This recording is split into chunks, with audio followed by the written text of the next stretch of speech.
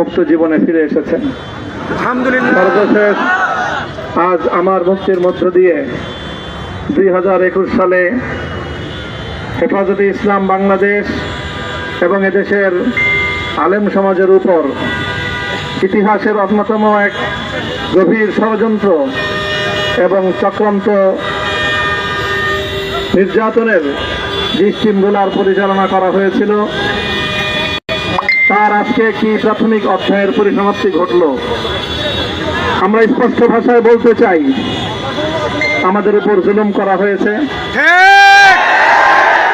আমরা নির্যাতিত, অন্যায়ভাবে আমাদেরকে কারারুদ্ধ করা হয়েছে, বুলেটের আঘাতে আমাদের ভাইদেরকে হত্যা করা হয়েছে।